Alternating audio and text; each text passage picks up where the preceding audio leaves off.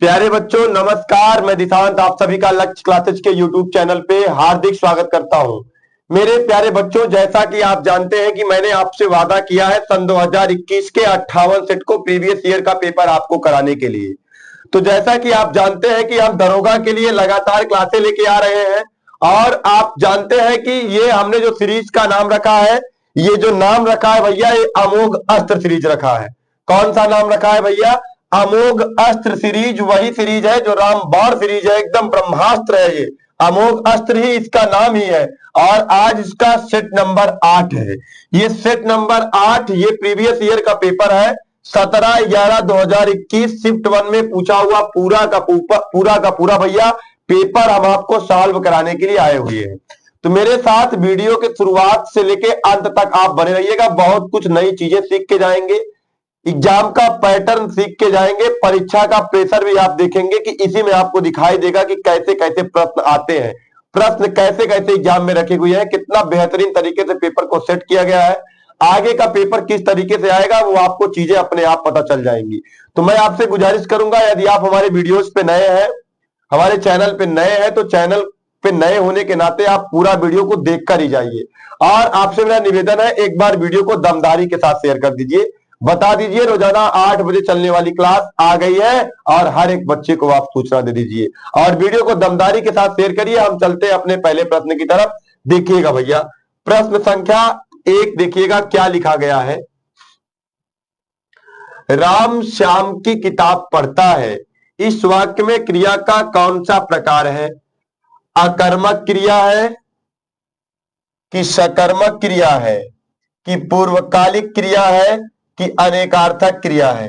ये तो होगा नहीं और पूर्वकालिक क्रिया भी नहीं होगी, क्योंकि जब कर्ता एक काम को समाप्त कर दूसरे काम में लग जाता है, उसी समय दूसरे काम को प्रारंभ कर लेता है, तो ऐसी क्रिया पूर्वकालिक कहलाती है। तो भैया पूर्वकालिक क्रिया भी नहीं होगी और अकर्मक क्रिया भी नहीं होगी। राम किताब पढ़ता है, क्या पढ़ता है? राम श्याम की किताब पढ़ता है, तो कैसी क्रिया है भैया? सकर्मक क्रिया है। D is the right answer. अगले प्रश्न की तरफ मूव करते हैं। बहुत बेहतरीन प्रश्न है। हिंदी साहित्य का आलोचनात्मक इतिहास किसने लिखा है? राजकुमार वर्मा, डॉक्टर नागेंद्र, राहुल सांकृत्यायन, महावीर प्रसाद द्विवेदी। तो हिंदी साहित्य का आलोचनात्मक इतिहास जो लिखा है वो राजकुमार वर्मा जी ने लिखा है। ठीक है, इधर देखिएगा भैया, हिंदी साहित्य की पुस्तकें और लेखक के कुछ नाम दिए गए हैं, तो इसको आप स्क्रीनशॉट अवश्य ले लीजिएगा लल्ला। देखिएगा, हिंदी साहित्य का इतिहास अभी मैंने आपको बता दिया कि रामकुमार वर्मा, और हिंदी साहित्य का आलोचनात्मक इतिहास मैंने आपको अभी बताया कि रामकुमार वर्मा। हिंदी साहित्य का इतिहास डॉक्टर नागेंद्र। मिश्र बंधु ने क्या है? मिश्र बंधु है इनकी। ठीक, और हिंदी साहित्य का इतिहास रामचंद्र शुक्ल जी, और हिंदी साहित्य का सुबोध इतिहास गुलाब राय जी है। ठीक, इसके लेखक है, ये पुस्तकें हैं और ये क्या है? उनके लेखक है। तो इसको आप स्क्रीनशॉट ले लीजिएगा, बहुत इंपॉर्टेंट है। चलिएगा अगले प्रश्न की तरफ मूव करते हैं। प्रश्न संख्या देखिएगा 3 लिखा गया है, श्रद्धा एवं प्रेम के योग का नाम भक्ति है। यह किसका प्रसिद्ध कथन है? श्रद्धा एवं प्रेम के योग का नाम भक्ति है, ये किसका प्रसिद्ध कथन है? तो भैया हजारी प्रसाद द्विवेदी, मुक्तिबोध, श्याम सुंदर दास, रामचंद्र शुक्ल का तो है नहीं, श्याम सुंदर दास जी भी का नहीं है, गजानन माधव मुक्तिबोध का भी नहीं है, किसका है? हजारी प्रसाद द्विवेदी का है। चलिएगा प्रश्न संख्या 4 की तरफ चलते हैं। 4 देखिए क्या लिखा गया है लल्ला। वह दूसरों को नहीं बल्कि अपने आप को सुधार रहा है, इस वाक्य में अधोरेखित शब्दों का सर्वनाम का प्रकार लिखिए। इसमें आपको सर्वनाम का प्रकार बताना है। संबंधवाचक सर्वनाम तो होगा नहीं, क्योंकि संबंधवाचक सर्वनाम में क्या आता है? जो सो और कारक की विभक्ति का, के की, रारेरी, नारे नी आती है। और पुरुषवाचक सर्वनाम भी नहीं होगा, क्योंकि पुरुषवाचक सर्वनाम में मैं आता है और क्या आता है? हम आता है और क्या आता है? तू आता है और क्या आता है भैया? तुम आता है और क्या आता है? आप आता है और क्या आता है भैया? यह आता है, वह आता है, ये आते हैं, वे आते हैं, वो आते हैं। तो ये भी नहीं होगा भैया। यहाँ पे जो आप आया है ये आदर सूचक के अर्थ में जब होगा तब आप होगा। यहाँ पे वह दूसरों को नहीं बल्कि अपने आप को सुधार रहा है, इसमें आपको बताना है। तो यहाँ पे आप अपने आप की जब बात आएगी तो वहां पे कौन सा सर्वनाम होगा? निजवाचक सर्वनाम होगा। और निश्चयवाचक सर्वनाम के अंतर्गत क्या आता है भैया? यह आता है। और क्या आता है भैया? वह आता है। यह और वह किसके अंतर्गत आता है? निश्चयवाचक सर्वनाम के अंतर्गत आता है। ठीक है भैया, चलो। और यहाँ पे आपको मैंने बता दिया स्वयं, निज और आप किसके अंतर्गत आता है भैया? निजवाचक सर्वनाम के। अगले प्रश्न की तरफ मूव करते हैं। देखिएगा 5 नंबर, देखिएगा क्या लिखा हुआ, बड़ा बेहतरीन प्रश्न है। पुरुषीकृत विनय पत्रिका की भाषा कौन सी है? अवधी है, भोजपुरी है, खड़ी बोली है? तो D is the right answer. क्या है भैया? ब्रज है। आप भी कमेंट बॉक्स में अपना उत्तर दीजिए और लास्ट में आज आप जरूर बताइएगा कि आज आपने इस 40 प्रश्न में कितने प्रश्नों का उत्तर आपका आया है, कितने प्रश्न आप सही कर पाए हैं, ईमानदारी के साथ बताइएगा। चलिए अगले प्रश्न की तरफ मूव करते हैं। प्रश्न संख्या 6 देखिएगा। सिंधी भाषा का विकास किस अपभ्रंश से हुआ है? सौरसेनी से हुआ है, पैसाची से हुआ है, मागधी से हुआ है, ब्राह्मण से हुआ है? तो ब्राह्मण से ही किसका विकास हुआ है भैया? सिंधी भाषा का विकास हुआ है। और इधर देखिएगा सौरसेनी से आपका ब्रज, खड़ी बोली, बुंदेली और कन्नौजी का विकास हुआ है। पैसाची से आपका लन्हदा और पंजाबी का विकास हुआ है। और मागधी से आपका मैथिली, भोजपुरी, अंगिका, बांग्ला का विकास हुआ है। और ब्राह्मण आपको मैंने बता ही दिया, ब्राह्मण से क्या है भैया? सिंधी है। तो इसका आप स्क्रीनशॉट ले लीजिएगा, आपको आगे भी ये काम आएंगे। चलिएगा अगले प्रश्न की तरफ मूव करते हैं मेरे दोस्त, बने रहिएगा मेरे साथ। प्रश्न संख्या 7 देखिएगा भैया। कौरवी किस बोली को कहते हैं? बहुत शानदार प्रश्न है, लाजवाब खूबसूरत सा प्रश्न है। कौरवी किस बोली को कहते हैं? तो मेरे दोस्त कौरवी जो है वो किसको कहते हैं? खड़ी बोली को कहते हैं। अगले प्रश्न की तरफ चलते हैं। प्रश्न संख्या 8 देखिएगा। गणेश शंकर विद्यार्थी ने किस पत्र का संपादन किया? तो गणेश शंकर विद्यार्थी ने प्रताप पत्र का संपादन किया है। बहुत लाजवाब प्रश्न है। यहाँ पे अभ्युदय लिखा गया है। अभ्युदय में अगर आपसे संधि पूछी जाएगी तो आप क्या बताओगे मेरे दोस्त? यड़ संधि है। अभ्युदय का संधि विच्छेद करोगे तो क्या हो जाएगा भैया? अभिधन उदय हो जाएगा। क्या हो जाएगा? अभिधन उदय हो जाएगा। चलिए अगले प्रश्न की तरफ चलते हैं। प्रश्न संख्या 9 देखिएगा। 9 पे देखिएगा। मंगलेश डबराल को किस कृति पर साहित्य अकादमी पुरस्कार प्राप्त हुआ? आपको जवाब देना है। पहाड़ पर? नहीं। घर का रास्ता? नहीं। नए युग में शत्रु? नहीं। हम जो देखते हैं, सी इज द राइट आंसर। और भी इनसे जुड़ी हुई बातें समझिएगा। मंगेश डबराल को वर्ष 2000 ईस्वी में अपनी रचना हम जो देखते हैं के लिए साहित्य अकादमी पुरस्कार दिया गया है। इनके 5 काव्य संग्रह है भैया। कितने काव्य संग्रह है? 5 काव्य संग्रह है। पहाड़ पर लालटेन, घर का रास्ता, हम जो देखते हैं, आवाज भी एक जगह है, नए युग में शत्रु।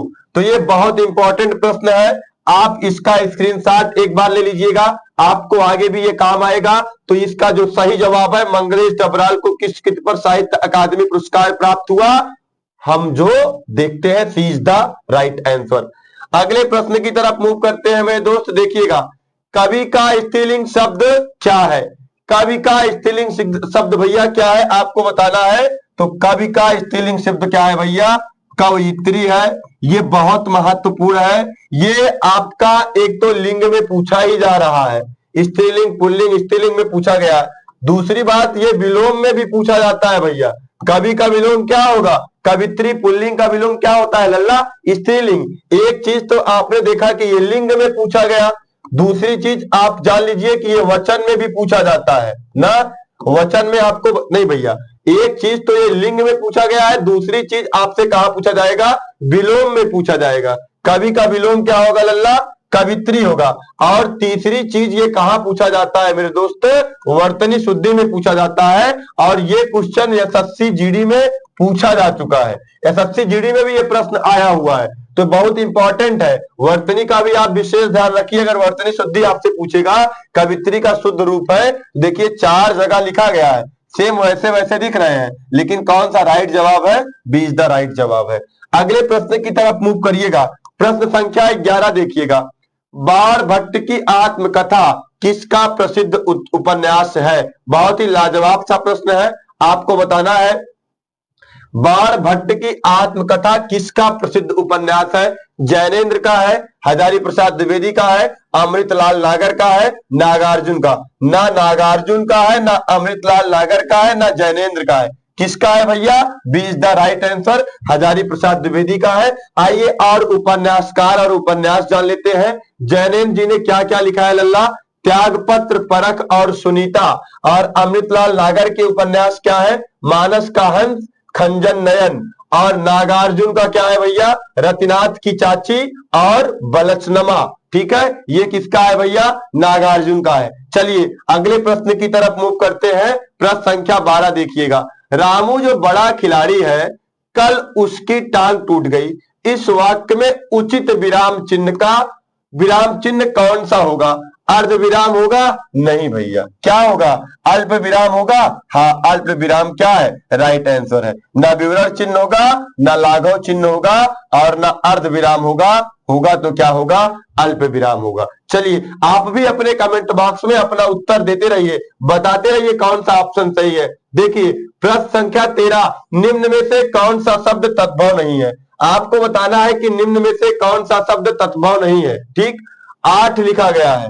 8 अपने आप में तद्भव है, इसका तत्सम क्या होगा? अष्ट होगा। आम अपने आप में तद्भव है, इसका तत्सम क्या होगा? आम्र होगा। आधा लिखा गया है, आधा अपने आप में क्या है? तद्भव है, इसका तत्सम क्या होगा? अर्ध होगा। अग्नि लिखा गया है, अग्नि अपने आप में तत्सम है और इसका तद्भव क्या होगा? आग होगा। तो D is the right answer भैया। अगले प्रश्न की तरफ मूव करते हैं। 14 देखिएगा। आचार्य रामचंद्र शुक्ल ने तुलसी की प्रामाणिक ग्रंथों की संख्या कितनी मानी है? मेरे दोस्त, आचार्य रामचंद्र शुक्ल ने तुलसी के प्रामाणिक ग्रंथों की संख्या कितनी मानी है? तो D is the right answer, 12 मानी है। चलिएगा अगले प्रश्न की तरफ चलिएगा। निम्नलिखित में कौन सा शब्द स्त्रीलिंग है? आपको जवाब देना है।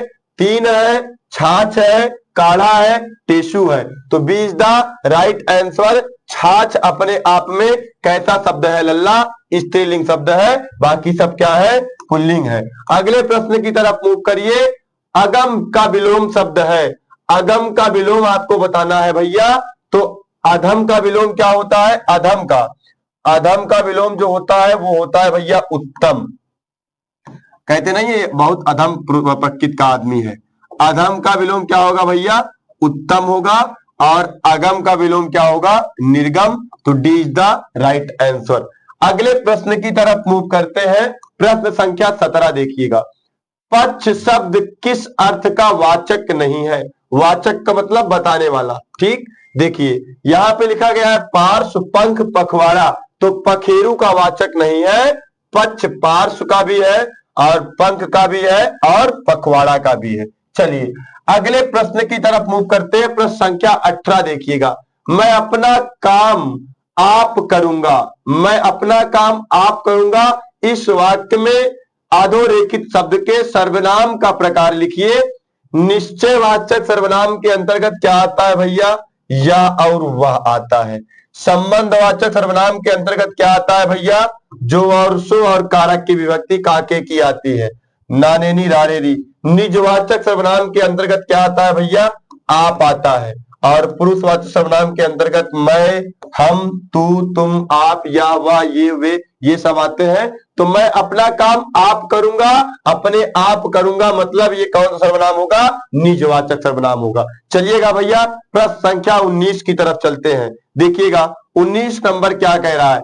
मुक्त छंद के सर्वाधिक सार्थक छायावादी कवि कौन है? महादेवी वर्मा, पंत प्रसाद वर्मा ने डाला है। छायावादी युग के कवि है ही है, तो ये महादेवी वर्मा है नहीं, जयशंकर प्रसाद है नहीं, सुमित्रा नंदन पंत है नहीं। तो D is the right answer, Nirala ji है। अगले प्रश्न की तरफ चलिएगा, मूव करिएगा भैया। देखिएगा प्रश्न संख्या 20। आपके घर में इतना दूध होता है, कुछ हमारे यहां भी भिजवा दिया कीजिए। इस वाक्य में अधोरेखित शब्दों का सर्वनाम का प्रकार लिखिए। इतना लिखा गया है और क्या लिखा गया है? कुछ और कोई जहां पे आए। देखिए निश्चयवाचक सर्वनाम होगा नहीं, क्योंकि निश्चयवाचक के अंतर्गत या और वह आता है, मैंने आपको बताया ही है। संबंधवाचक भी नहीं होगा अनिश्चयवाचक भैया आपका यही अनिश्चयवाचक होगा। इसके अंतर्गत क्या आता है, कोई और कुछ आता है। तो कौन सा जवाब सही है आपका, सी इज द राइट आंसर। और निजवाचक सर्वनाम भी आपका नहीं होगा। चलिएगा अगले प्रश्न की तरफ चलते हैं। 21 देखिएगा, पत्र शब्द का अनेकार्थक शब्द संबंध समूह निम्न है। आपको अनेकार्थी बताना है। यहाँ पे किसका अनेकार्थी बताना है भैया, पत्र का बताना है। पानी, पत्र, सूर्य, पवित्र, पत्रा, सांप, पत्ता, चिट्ठी, पंख, पन्ना, पंख, मोती। तो पत्ता, चिट्ठी और पंख, सी इज द राइट आंसर। चलिएगा अगले प्रश्न की तरफ मूव करते हैं लल्ला। प्रश्न संख्या 22 देखिएगा, रस के अवयवों की संख्या कितनी है। तो आप भी जानते हैं कि रस के अवयवों की संख्या कितनी है, 4 है। अस्थाई भाव कौन कौन सी है भैया, अस्थाई भाव, क्या है भैया, अस्थाई भाव, विभाव, अनुभाव, और चौथा क्या है भैया, संचारी भाव। बढ़िया प्रश्न है, आपसे पूछा गया है रस के अवयवों की संख्या कितनी है। तो 4 है लल्ला, कितनी है, 4 है। अगले प्रश्न की तरफ मूव करिएगा। चलिए अगले प्रश्न की तरफ चलते हैं। प्रश्न संख्या 23 देखिएगा, दिनांत था थे, दिननाथ डूबते, सधेनु आते, गृहग्वाल बाल थे, दिगंत में गोरज थी, सुमिथिता विशाल नाम जानते, सुबेड़ थे। में कौन सा छंद है। तो यहाँ पे भैया क्या है, वंशस्थ छंद है।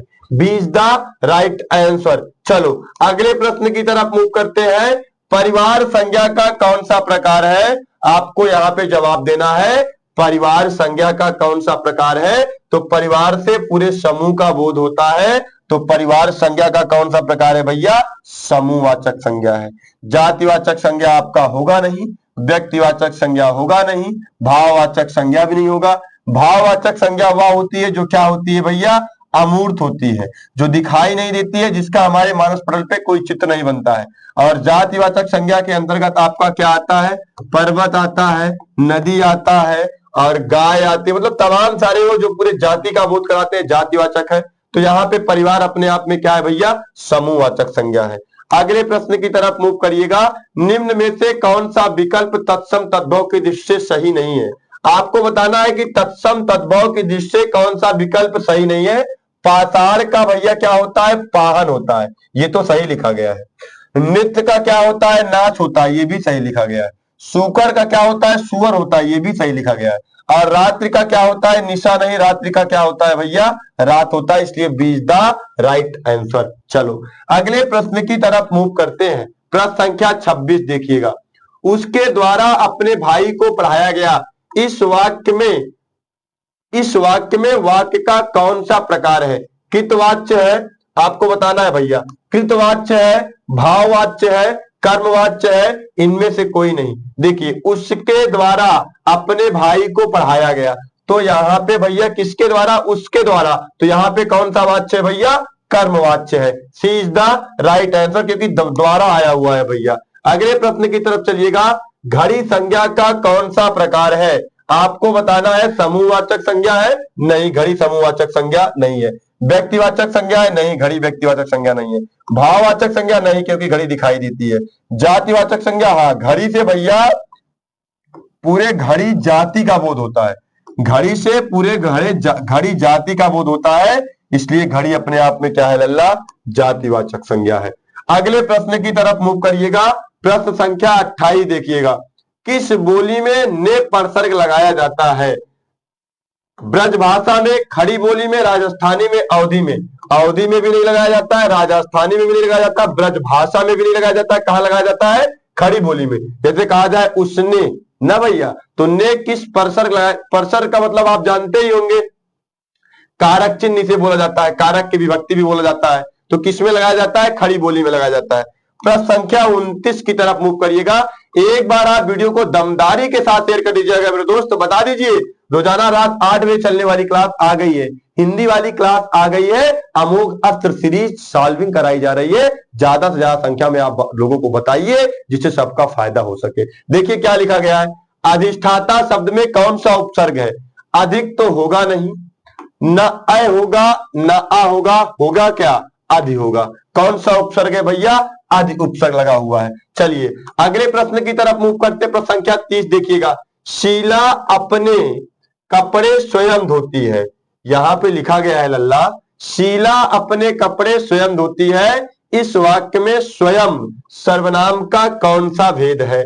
क्या निजवाचक सर्वनाम है, या संबंधवाचक सर्वनाम है, या पुरुषवाचक सर्वनाम है, या निश्चयवाचक सर्वनाम है? आप जानते हो जहां स्वयं की बात आती है, आपकी बात आती है, वहां पे कौन सा सर्वनाम होता है लल्ला? निजवाचक सर्वनाम होता है। तो कौन सा जवाब सही है? Is the right answer. संबंधवाचक सर्वनाम में क्या आता है मेरे दोस्त? जो और सो आता है और कारक की विभक्ति आती है। पुरुषवाचक सर्वनाम में मैंने आपको बताया ही है कि मैं, हम, तू, तुम, आप आता है। और निश्चयवाचक सर्वनाम में क्या आता है भैया? या और वह भी आता है। किसके अंतर्गत आता है? निश्चयवाचक सर्वनाम के अंतर्गत आता है। शीला अपने कपड़े स्वयं धोती है, इस वाक्य में स्वयं सर्वनाम का कौन सा भेद है? तो निजवाचक सर्वनाम है। ठीक है लल्ला। चलो अगले प्रश्न की तरफ मूव करते हैं। प्रश्न संख्या 31 देखिएगा। नीलकंठ में कौन सा समास होगा? जितने भी पर्यायवाची शब्द होते हैं सारे सारे किसके अंतर्गत आते हैं भैया? बहुव्रीहि समास के अंतर्गत आते हैं। अर्थात जितने भी योगरूढ़ शब्द हैं वो लगभग किसके अंतर्गत आते हैं? बहुव्रीहि समास के अंतर्गत आते हैं। इसमें दोनों पद क्या होता है लल्ला? अप्रधान होता है। नीला है जिसका कंठ, अर्थात कौन? शिव जी। तो सी इज द राइट आंसर। द्वंद्व समास में टकराव की स्थिति होती है, तनाव की स्थिति होती है ना। हाँ, और द्विगु समास में आप जानते हैं प्रथम पद क्या होता है? विशेषण होता है, संख्यावाची होता है। और अव्ययी भाव समास में आप जानते हैं कि पूर्व पद क्या होता है? अव्यय होता है। तो सी इज द राइट आंसर। अगले प्रश्न की तरफ चलते हैं। देखिएगा 32। निम्नलिखित में कौन सा शब्द तिमिर का पर्यायवाची है? तिमिर का पर्यायवाची आपका शब्द तो होगा नहीं लल्ला। शब्द होगा क्या? नहीं होगा। किरण होगा? नहीं होगा। किरण किसका है? किरण का पर्यायवाची रश्मि होगा। रात का रात्रि होता है, तमाम सारे होते हैं। शब्द भी नहीं होगा। और तिमिर का पर्यायवाची क्या होगा भैया? अंधकार होगा। ठीक, एक आलोक और आलोक होता है ना, वही है, अंधकार होगा। अगले प्रश्न की तरफ चलिएगा। प्रश्न संख्या 33। पाप करने के बाद स्वयं दंड पाना, इस वाक्यांश के लिए उपयुक्त शब्द लिखिए। वाक्यांश के लिए एक उपयुक्त शब्द लिखना है। प्रताड़ना होगा नहीं, पश्चाताप होगा नहीं, हाँ प्रायश्चित होगा। क्या होगा भैया? प्रायश्चित होगा। इनमें से कोई नहीं, ये भी नहीं होगा। चलिए अगले प्रश्न की तरफ मूव करते हैं, जवाब दीजिएगा। प्रश्न संख्या 34 देखिए। समानाधिकरण शब्दों के मध्य में किस विराम चिन्ह का प्रयोग होता है? समानाधिकरण शब्दों के मध्य में भैया किस विराम चिन्ह का प्रयोग होता है? लाघव का होता नहीं, अर्ध विराम का होता नहीं, विवरण का होता नहीं, होता है किसका भैया? अल्प विराम चिन्ह का प्रयोग होता है। अगले प्रश्न की तरफ चलते हैं। देखिएगा लिखा गया है निर्देश 35 से 37 प्रश्नों का आंसर आपको इसी से देना है। 35, 36, 37 तीन प्रश्नों का उत्तर आपको निर्देश को पढ़ के देना है लल्ला। देखिए अनुच्छेद पढ़कर दिए गए प्रश्नों के सही उत्तर चुनिए। एक बार आप वीडियो को दमदारी के साथ भैया शेयर कर दीजिएगा। आइए, अनुशासन का अर्थ है नियमों विधियों का पालन करना। अनुशासन की कसौटी है स्वशासन, अर्थात बिना किसी दबाव या भय के स्वयं सहज रूप में नियमों का पालन करना। प्रत्येक व्यक्ति के जीवन में अनुशासन का अत्यंत महत्वपूर्ण स्थान है। अनुशासन के बिना मनुष्य का जीवन सुचारू रूप से नहीं चल सकता। अतः एक सामाजिक प्राणी होने के नाते मनुष्य को समाज में रहने के लिए अनुशासन की आवश्यकता होती है। जो व्यक्ति परिवार, समाज या देश अनुशासित होता है वह प्रगति के पथ पर निरंतर आगे बढ़ता रहता है। अनुशासित व्यक्ति अपने आचरण से मूल्यों को व्यवहार में ढालकर आदर्श प्रस्तुत करता है। वह आत्म संयम से यह समझता है कि क्या करना चाहिए और क्या नहीं करना चाहिए। अनुशासन एक प्रकार का भाव है जो लोक मंगल की ओर प्रवृत्त रहता है। समाज और राजनियमों का स्वास्थ्य और सदाचार के नियमों का अनुशासित व्यक्ति स्वेच्छा से पालन करता है। फलता अनुशासन उसके स्वभाव का अंग बन जाता है। अनुशासन ही लक्ष्य प्राप्ति और राष्ट्र के विकास में सहायक होता है।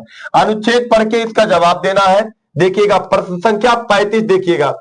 शासन मनुष्य को प्रेरित करता है अधिक संग्रहण की प्रवृत्ति की ओर, स्वार्थ भाव की ओर, आत्म केंद्रित प्रवृत्ति की ओर, लोक मंगल की ओर। तो D is the right answer. किसकी ओर प्रेरित करता है भैया? लोक मंगल की ओर। चलिएगा अगले प्रश्न की तरफ मूव करिएगा। लिखा गया है अनुशासन का वास्तविक अर्थ है बिना किसी बाहरी दबाव के स्वयं नियमों का पालन करना, पंक्तिबद्ध खड़े रहना नहीं, दंड के भय से नियमों का पालन करना नहीं, शिष्टाचार का पालन करना नहीं, बिना किसी बाहरी दबाव के स्वयं नियमों का पालन करना ही क्या कहलाता है लल्ला? अनुशासन कहलाता है। वही देश प्रगति के पथ पर आगे बढ़ता है। कौन देश बढ़ता है? जिसके पास अधिक सैन्य बल हो। नहीं, ऐसा उसमें तो कहीं नहीं लिखा गया था। जहां व्यक्ति, परिवार व समाज अनुशासित हो, जहां लोकतंत्र हो, जिसके पास प्राकृतिक संसाधन हो। ये भी नहीं, ये भी नहीं। कौन सा होगा? B is the right answer. जहां व्यक्ति, परिवार व समाज अनुशासित हो। अगले प्रश्न की तरफ चलिएगा। 38 कहने से कुम्हार गधे पर नहीं चढ़ता, इस लोकोक्ति का सही अर्थ है। लल्ला आपको जवाब देना है। लिखा गया है कहने से कुम्हार गधे पर नहीं चढ़ता। देखिए किसी के कहने से गलत काम करना बुद्धिमानी नहीं है, पहला लिखा गया। जो कहो उससे विपरीत काम करने वाला, ये दूसरा लिखा गया है। हठी मनुष्य किसी का कहना नहीं मानता। जी बिल्कुल सही जवाब है। सी इज द राइट आंसर। हठी मनुष्य किसी का कहना नहीं मानता। चलिएगा अगले प्रश्न की तरफ चलते हैं। 39 देखिएगा। जहां उपमेय में उपमान की संभावना की जाए वहां कौन सा अलंकार है? उत्प्रेक्षा अलंकार होगा, अतिशयोक्ति अलंकार होगा, उपमा अलंकार होगा। न रूपक होगा, न उपमा होगा, न अतिशयोक्ति होगा। होगा क्या भैया? उत्प्रेक्षा अलंकार होगा। सोवत ओढ़े पीठ पत श्याम सलोने गात, मनहु नीलमन शैल पर आतप पड़े प्रभात। मन मानव जन जानव निश्चय ही जान पड़ता है, मक यू इत्यादि शब्द आते हैं तो उत्प्रेक्षा अलंकार होते हैं। यहाँ पे ए इज द राइट आंसर। अतिशयोक्ति का मतलब होता है भैया अतिशय धन उक्ति। इसका जब आप विच्छेद करोगे तो ये टूट जाएगा किसमें? अतिशय धन उक्ति। अतिशय का मतलब बढ़ा चढ़ाकर, अतिशय का मतलब बढ़ा चढ़ाकर, और उक्ति का मतलब होता है कथन। किसी कथन को बढ़ा चढ़ाकर कहना ही क्या कहलाता है? अतिशयोक्ति। जैसे कहा जाए तू धरती पे चाहे जहां भी रहेगी, तुझे तेरी खुशबू से पहचान लूंगा, अगर बंद हो जाएंगी मेरी आंखें, तुझे तेरी आहट से पहचान लूंगा। तो ये क्या है? ये अतिशयोक्ति अलंकार ही है भैया। कौन सा अलंकार है? अतिशयोक्ति अलंकार है। और उपमा और रूपक, इसको आपको जब अलंकार पढ़ाएंगे तो बहुत बेहतर तरीके से हम आपको इन सब चीजों के बारे में बताएंगे। चलिएगा चलते हैं प्रश्न संख्या 40 की तरफ। विधि का विलोम शब्द है, तो लल्ला आपको बताना है विधि का विलोम क्या है। विधि का विलोम क्या होता है? निषेध होता है। तो मेरे दोस्त आज हमारा और तुम्हारा साथ यहीं तक। वीडियो के लास्ट में आप कमेंट करके अवश्य बताइएगा आज आपने कितने प्रश्नों को सही किया है, और यह भी बताइएगा कि आज की क्लास आपको कैसी लगी है। और कमेंट बॉक्स में कमेंट करके जरूर बताइएगा। मुझे आपके कमेंट का इंतजार रहेगा, और यह भी इंतजार रहेगा कि आज आप बताएंगे कि आपने कितना प्रश्न सही किया है इस 40 प्रश्नों में। और जैसी भी क्लास आपको लगे आप कमेंट बॉक्स में कमेंट करके अवश्य बताया करिए। अगर आप चैनल पे नए हैं तो वीडियो को लाइक करिएगा, चैनल को सब्सक्राइब करिएगा और लोगों के साथ शेयर करिएगा। थैंक यू बच्चों।